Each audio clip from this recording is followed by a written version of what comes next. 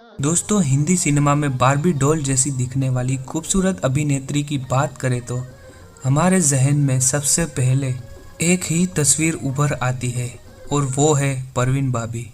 आज परवीन भाभी जी की बरसी है।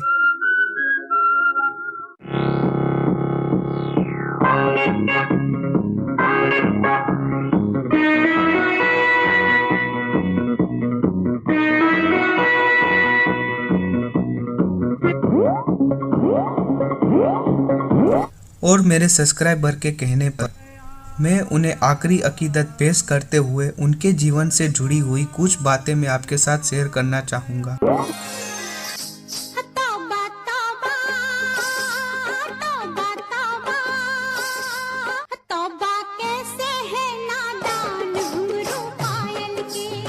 परवीन भाभी जी का जन्म 4 अप्रैल 1949 को गुजरात के जूनागढ़ में एक मुस्लिम परिवार में हुआ था। स्कूली पढ़ाई और कॉलेज की पढ़ाई दोनों ही अहमदाबाद में पूरी हुई। परवीन भाभी जी को फिल्मों और फैशन से बहुत ही प्यार था। उन्होंने अपने कैरियर की शुरुआत 1972 में मॉडलिंग से की थी और फिल्मी कैरियर की शुरुआत उन्होंने 1973 में फिल्म चरित्र से की, लेकिन फिल्मों में उन्हें कामयाबी 1974 में फिल्म मजबूर से मिली। परवीन भाभी ने हिंदी सिनेमा में हीरोइन की इमेज को बहुत ही ग्लैमरस और फैशन परस्त बनाया और 1976 में उन्हें विदेशी पत्रिका में भी प्रकाशित किया गया। हिंदी सिनेमा में परवीन भाभी एक सफल अभिनेत्री साबित हुई। खास बात ये रही कि अपने दौर की तमाम अभिनेत्रियों जैसे कि हेमा मालिनी, रेखा, जीनत अमान, रीना रॉय जैसी अभिनेत्रियों के होने के बावजूद भी उनकी फिल्मों में एंट्री बहुत ही शानदार रही।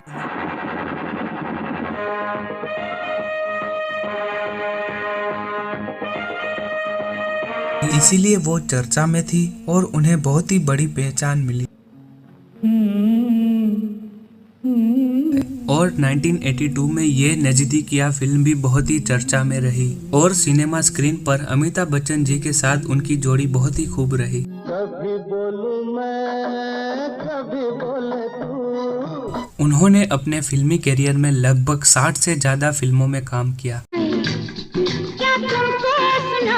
और वो कामयाबी की सीढ़ियां चढ़ती चली गई।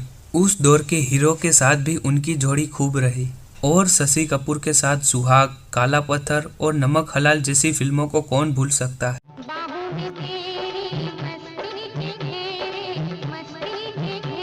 परवीन भाभी बहुत ही खूबसूरत, स्टाइलिश और फैशनेबल थी और उनकी निजी जिंदगी की बात करें तो उन्हें मोहब्बत में कभी कामयाबी नहीं मिली। हम ये कह सकते हैं कि बहुत से लोगों ने उनके भोलेपन का फायदा भी उठाया। परवीन भाभी अपने दौर के टॉप डायरेक्टर और हीरोज के साथ काम करने के बावजूद भी डाउन टू अर्थ रहा करती थी। अपने निजी कारण से परेशान होकर उन्होंने विदेश की तरफ रुख किया और सबको चौंका दिया और 1988 में उन्होंने वापस मुंबई की तरफ रुख किया और फिल्म आकर्षण में उन्होंने एक भूमिका निभाई। उसके बाद वो फिल्मों में नजर नहीं आई। फिर अचानक उन्होंने पब्लिक और फिल्मों से किनारा कर लिया। तकरीबन 17 सालों तक वो फिल्मों में नहीं देखी। फिर 2005 में परवीन भाभी ने इस दुनिया को अलविदा कह दिया। ये परवीन भाभी की कब्र है।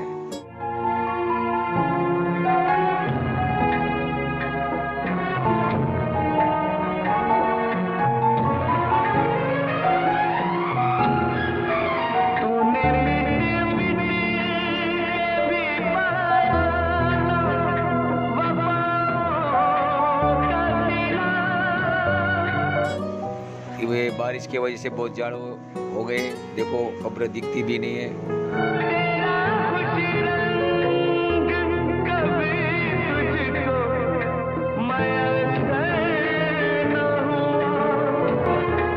क्योंकि वो पहले भी लावारिस थी और मरने के बाद भी लावारिस। बस इनके लिए आप दुआ कर दीजिए।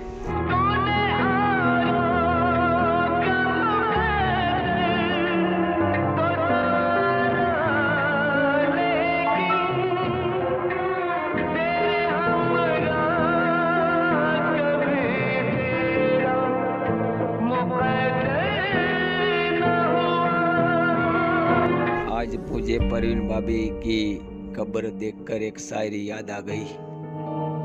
जिसकी याद में सारे जहां को भूल गए। सुना है आजकल ओ हमारा नाम तक भूल गए। कसम खाई थी जिसने साथ निभाने की यारो, आज ओ हमारी कब्र पर आना भूल गए।